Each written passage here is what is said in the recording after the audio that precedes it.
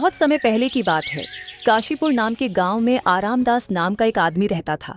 उसका नाम ही उसकी प्रवृत्ति को दर्शाता था। वह बिल्कुल कामचोर था और उसे केवल आराम करना पसंद था। वह दिन भर या तो सोता रहता या फिर इधर उधर आवारागर्दी करता था। आरामदास के पिता धर्मपाल जी बेहद मेहनती और ईमानदार इंसान थे। उसकी मां बचपन में ही उसे छोड़कर चली गई थी। तब से उसके पिता ने ही उसकी देखभाल करके उसे बड़ा किया था। लेकिन बेटे की ऐसी आदतों ने उन्हें अंदर तक तोड़ दिया था। यह लड़का मेरी मेहनत की कमाई का मोल नहीं समझता। मैंने इसे कितनी बार समझाया, लेकिन सब बेकार। बेटा, जीवन आराम करने के लिए नहीं है। मेहनत से ही सुख और सम्मान मिलता है। अगर तुम ऐसे ही रहोगे तो आगे क्या करोगे?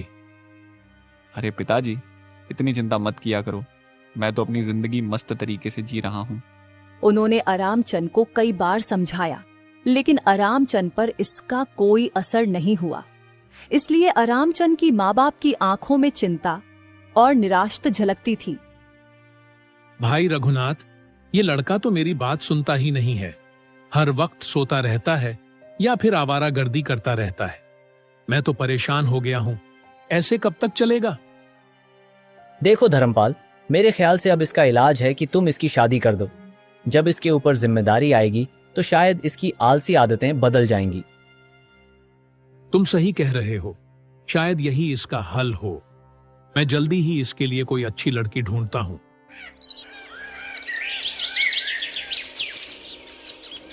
कुछ ही दिनों में धर्मपाल जी ने सुषमा नाम की लड़की से आरामदास की शादी तय कर दी। सुषमा बहुत ही सुंदर और मेहनती लड़की थी। सुषमा जैसी लड़की के आने से मुझे पूरा यकीन है कि आरामदास का आलस्य दूर हो जाएगा। अब वो जिम्मेदार बनेगा।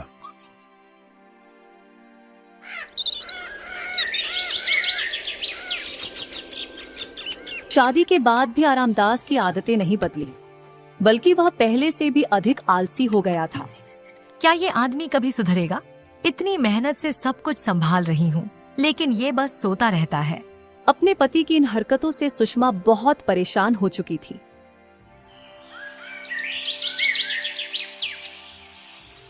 एक दिन सुषमा ने अपने ससुर धर्मपाल जी के सामने अपनी परेशानी रखी। मैंने आज तक आपके सामने कुछ नहीं कहा क्योंकि आप घर के बड़े हैं, लेकिन अब मैं मजबूर हो गई हूँ। आपने अपने उस आलसी और निठल्ले बेटे की शादी मुझसे कर दी। उसने मेरी जिंदगी बर्बाद कर दी है। बेटी, ऐसा क्यों कह रही हो? क्या हुआ? वो कुछ करता धरता नहीं है, सारा दिन घर में पड़ा रहता है। आपको क्या लगा था कि सिर्फ शादी कर देने से वो सुधर जाएगा?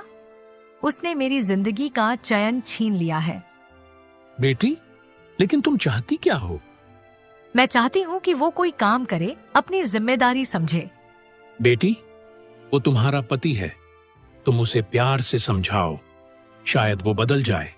मैं तो समझा समझा कर पागल हो चुकी हूँ। वो मेरी सुनते ही कहाँ है। सारा दिन बस घर में पड़े रहते हैं या पागलों की तरह इधर उधर घूमते रहते हैं।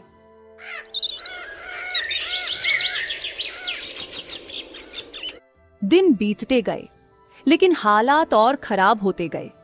कुछ दिनों बाद धर्मपाल जी का देहांत हो गया।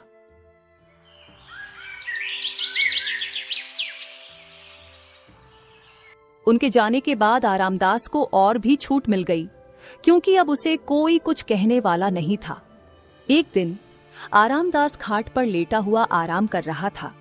उसे इस तरह आराम करता देख सुषमा का गुस्सा 7वें आसमान पर पहुंच गया। आपको शर्म नहीं आती? पूरे गांव के मर्द सुबह उठते ही अपने अपने काम पर चले जाते हैं। उनकी पत्नियां चैन से जीती हैं, लेकिन मैं जब से इस घर में आई हूँ, एक पल के लिए भी सुकून नहीं मिला। अरे कैसी बातें कर रही हो सुषमा? तुम जानती हो मैं कब से काम की तलाश कर रहा हूँ, लेकिन जहां भी जाता हूँ वहां छोटे मोटे काम ही मिलते हैं, और छोटे मोटे काम करना मुझे पसंद नहीं है। अरे मैं करूं तो कोई बड़ा काम करूंगा। बड़ा काम तुमसे होगा नहीं, और छोटे काम तुम करना चाहते नहीं। आखिर करना क्या चाहते हो? अरे भाग्यवान, कुछ दिनों की बात है। देखना, एक दिन मैं बड़ा आदमी बन जाऊंगा। नौकर मेरे आगे पीछे घूमेंगे। बस भी करो। तुम तो बच्चों की तरह बहाने बनाते हो। तुम मेरे पति हो, लेकिन पति वाली कोई बात है ही नहीं तुम में। अरे क्यों मुझे बच्चों की तरह डांट रही हो? मैं तुम्हारा पति हूँ, तुम्हें मेरी इज्जत करनी चाहिए। इज्जत उसकी होती है जो घर में कुछ पैसे कमा कर लाए। जो आदमी अपने परिवार का पेट नहीं पाल सकता, उसकी इज्जत कौन करेगा? अरे भाग्यवान, इतना गुस्सा करना अच्छी बात नहीं है। ठीक है, मत करो मेरी इज्जत, जो मन में आए कहती रहो, लेकिन एक काम तो कर दो। मुझे बहुत भूख लग रही है, जरा 2 रोटी बना दो। तुम्हें खाना मांगते हुए शर्म नहीं आती? 2 दिन से घर में अनाज का एक दाना तक नहीं है। बताओ खाना कहाँ से बनाऊं? लेकिन तुम्हें किसी बात से फर्क ही नहीं पड़ता। अगर तुम्हारे अंदर जरा भी शर्म बची है तो जाओ और कुछ काम करो, ताकि शाम तक हमारे घर का चूल्हा जल सके। सुषमा की कड़वी बातें सुनकर आरामदास भारी कदमों से घर से बाहर निकलता है। अब क्या करूं? मेरे पास न काम है न पैसे। आज तक उधार लेकर ही गुजारा किया, अब कौन उधार देगा? सबने ताने देना शुरू कर दिया है। एक आखिरी उम्मीद है लोकेश भाई, वो हमेशा मदद करते आए हैं, शायद इस बार भी। भाई कैसे हो? आज तुम्हारी मदद चाहिए। घर में हालात बहुत खराब हैं, खाने को कुछ नहीं है। अगर थोड़ा उधार दे दोगे तो बड़ा एहसान होगा। वादा करता हूं अगले हफ्ते लौटा दूंगा। आरामदास, तुम्हें पता है ना, मैंने तुम्हारी पहले भी कितनी बार मदद की है, लेकिन तुमने कभी वापस करने की जहमत उठाई? पूरे गांव में ऐसा कौन है जिसे तुमने उधार न लिया हो? भाई इस बार सच में हालात बहुत खराब हैं। सुषमा ताने दे रही है, प्लीज इस बार मदद कर दो। बातें बनाना तो तुम अच्छे से जानते हो आरामदास, पर कब तक दूसरों के भरोसे जिंदा रहोगे? क्या कभी सोचा है खुद के पैरों पर खड़े होने के बारे में? देखो भाई, मैं यहाँ ज्ञान सुनने नहीं आया। अगर पैसे हैं तो दे दो, वरना मत दो, मैं खुद संभाल लूंगा। आरामदास की ये बेपरवाह बात सुनकर लोकेश का गुस्सा फूट पड़ता है। देखो भाई, मेरे पास पैसे तो हैं, लेकिन मैं तुम्हें नहीं दूंगा, क्योंकि तुम 1 नंबर के मक्कार और धोखेबाज इंसान हो। पैसे लेकर लौटाने का नाम भी नहीं लेते। तुम्हारे जैसे लोगों की मदद करना बेकार है। लोकेश के ताने सुनकर आरामदास अपने घर की ओर बढ़ा, लेकिन कदम भारी थे। रास्ते में वह थककर एक पुराने बरगद के पेड़ के नीचे बैठ गया। अभी वह अपने हालात पर सोच ही रहा था कि दूर से गांव का मुखिया अपने 2 साथियों के साथ डंडा लिए उसकी ओर आते हुए दिखा। हे भगवान, अब ये कौन सी नई मुसीबत आ गई? ये मुखिया जी तो मुझसे पैसे के लिए ही आए होंगे। अब मैं क्या जवाब दूं? बहुत हो गया आरामदास, तूने मुझे कब से बेवकूफ बना रखा है। तुझे अपनी चालाकियों और झूठे वादों का हिसाब देना ही होगा। इस बार तेरी कोई बहानेबाजी नहीं चलेगी। आज मैं तुझसे अपने पैसे वापस लेकर ही जाऊंगा। मुखिया जी, मेरी बात सुनिए। इस वक्त मेरी हालत बहुत खराब है, घर में खाने को कुछ नहीं है। बस थोड़ा और समय दीजिए, मैं वादा करता हूं कि आपकी 1-1 पाई लौटा दूंगा। अगर तुझे पैसे देने होते तो कब का चुका देता। तेरे बहानों की कोई कीमत नहीं है। तुझसे बड़ा कामचोर और धोखेबाज मैंने नहीं देखा। अरे, तुझे तो धरती का बोझ कहना चाहिए। मुखिया की कड़वी बातें सुनकर आरामदास समझ गया कि वह आज बचने वाला नहीं। मुखिया जी, एक आखिरी मौका दे दीजिए। मैं सच में वादा करता हूं 1 महीने के अंदर सारे पैसे लौटा दूंगा। देखते क्या हो, इसे मारो। तब तक मारो जब तक इसे अपनी औकात याद ना आ जाए। अब ये किसी से उधार लेने की हिम्मत नहीं करेगा। मुखिया के साथी आरामदास को मारने ही वाले थे कि अचानक सुषमा वहां पहुंच जाती है। मुखिया जी, इन्हें छोड़ दीजिए। मैं आपसे वादा करती हूँ कि ये आपका पैसा लौटा देंगे। कृपया इन्हें मत मारिए। सुषमा, सिर्फ तुम्हारी बात का मान रखकर मैं इसे आज छोड़ रहा हूं, लेकिन सुन लो, अगर इसने 1 महीने के अंदर मेरे पैसे नहीं लौटाए तो अगली बार इसका वो हाल करूंगा जो ये जिंदगी भर याद रखेगा। इतना कहकर मुखिया अपने घर चला जाता है। कब तक मैं तुम्हें पिटने से बचाती रहूंगी आरामदास? अगर तुमने 1 महीने के अंदर पैसे नहीं लौटाए तो मुखिया तुम्हारी हड्डी पसली तोड़कर रख देगा। सुषमा सही कह रही है। अगर मैंने पैसे नहीं लौटाए तो मेरी हालत बुरी हो जाएगी। लेकिन पैसे कहां से लाऊं? हाँ, एक काम कर सकता हूं। हमारे पास 2 बैल हैं। मैं एक बैल मुखिया जी को दे देता हूं। इस तरह मैं उनसे थोड़ी मोहलत ले सकता हूं।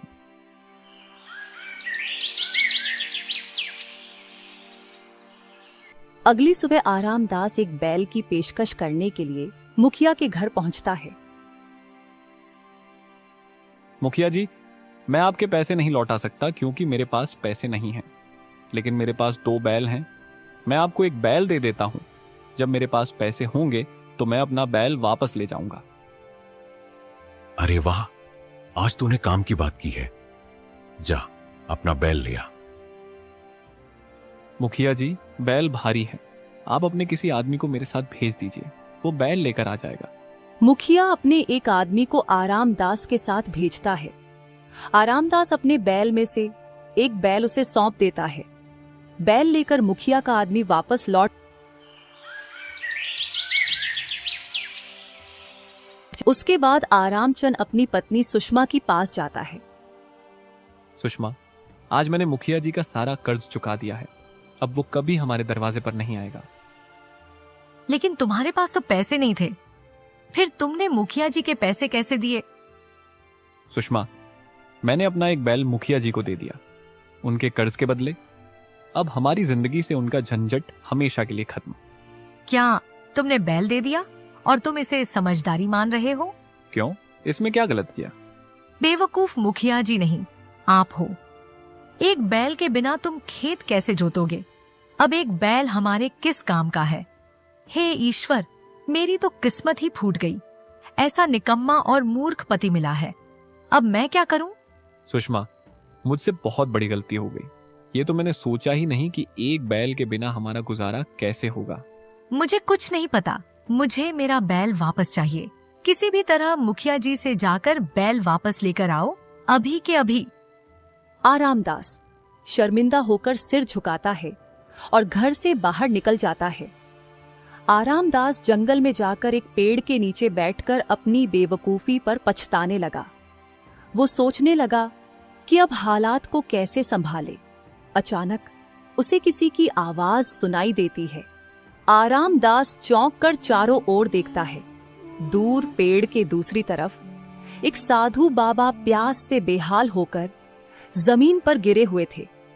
उसने बाबा के चेहरे पर पानी छिड़का और फिर उन्हें पानी पिलाया। इसके बाद बाबा होश में आ गए। धन्यवाद बेटा, तूने मेरी प्यास बुझाई।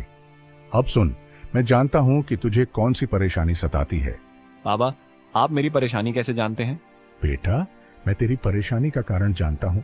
गांव का मुखिया तेरा एक बैल ले गया है। तूने गांव वालों से कर्ज बहुत ज्यादा ले रखा है। तेरी पत्नी भी तुझसे नाराज है और तू यही सोच रहा है कि इन सभी मुसीबतों से कैसे छुटकारा पाए।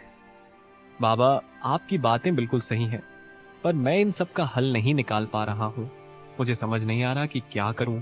घबराओ मत बेटा, हर समस्या का समाधान होता है। ईश्वर पर भरोसा रख और सच्चे मन से प्रयास कर। लेकिन याद रखना, दूसरों की मदद करना और सच्चाई के रास्ते पर चलना ही तेरा असली कर्तव्य है। बाबा जी, मुझे इस बार इस संकट से निकाल दीजिए। मुझे कोई उपाय बताइए। मैं आपकी कृपा और सलाह का हमेशा आभारी रहूंगा। ठीक है बेटा, मैं जानता हूं कि तेरे पास बैल नहीं है और तेरे खेत खाली पड़े हैं, पर अब सुन, मैं तुझे एक वरदान देता हूं। आज से तेरे अंदर 100 बैलों की ताकत होगी। तू जो भी काम करेगा उसमें थकान नहीं महसूस होगी। अब बस तू पूरी लगन और मेहनत से काम कर। धन्यवाद बाबा जी, मैं आपका एहसान कभी नहीं भूलूंगा। अब मैं कड़ी मेहनत करूंगा और अपना जीवन बदलने की पूरी कोशिश करूंगा। साधु बाबा ने मुस्कुराते हुए आरामदास को आशीर्वाद दिया और वहां से चले गए। आरामदास भी अपने भीतर नई ऊर्जा और उम्मीद के साथ वहां से चल पड़ा।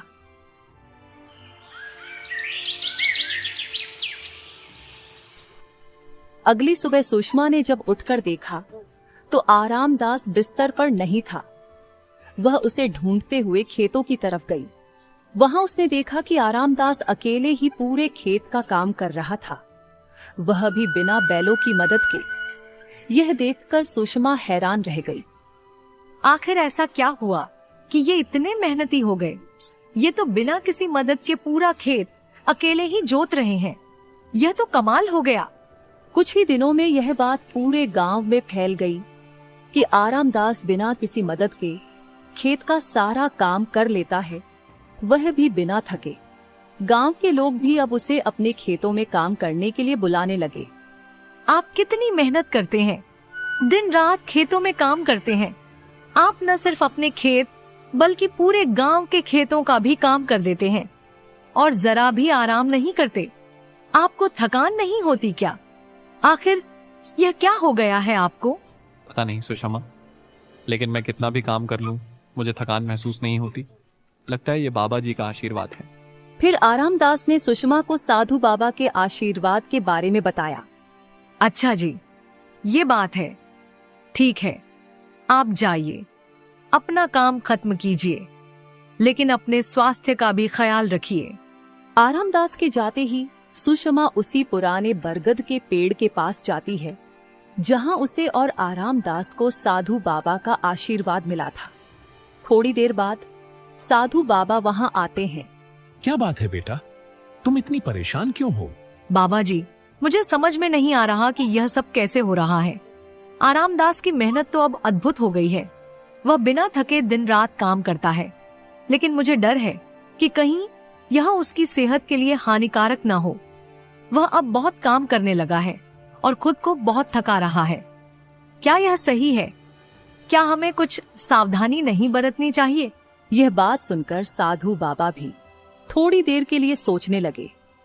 वह समझ गए कि सुषमा का उद्देश्य आरामदास की मदद करना था, लेकिन अब उसे अपनी मेहनत से आगे बढ़ने का मौका देना चाहिए।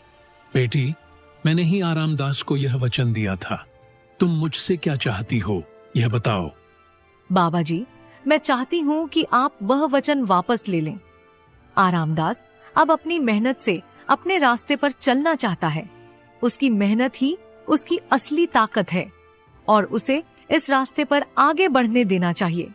ठीक है बेटी, अगर तुम्हारी यही इच्छा है तो मैं अपना वचन वापस लेता हूं। अब से आरामदास पहले जैसा हो जाएगा, लेकिन याद रखना, असली शक्ति उसकी मेहनत में है। सुषमा वापस घर लौट आई और उसने सारी बात आरामदास को बता दी। आरामदास, बाबा जी ने अपना वचन वापस ले लिया है। अब तुम्हारी मेहनत ही तुम्हें सफलता दिलाएगी। मुझे लगता है कि अब तुम अपनी पूरी ताकत से काम करोगे। कोई बात नहीं सुषमा, अब मुझे ये समझ में आ गया है कि मेहनत ही सब कुछ है। मैं अब अपनी मेहनत से काम करूंगा और देखो, अब हमारी फसल भी बहुत अच्छी हुई है। हम उधारी चुकता करके अपना बैल वापस ले लेंगे और फिर मेहनत से काम करेंगे। दोस्तों, अगर आपको यह स्टोरी थोड़ी सी भी अच्छी लगी हो तो इस वीडियो को लाइक करके चैनल को सब्सक्राइब कर देना और बेल नोटिफिकेशन को भी ऑल पर सेट कर देना, ताकि आप लोग हमारी ऐसी स्टोरी वीडियो देख सको। अंत तक वीडियो देखने के लिए आप सभी का बहुत बहुत शुक्रिया।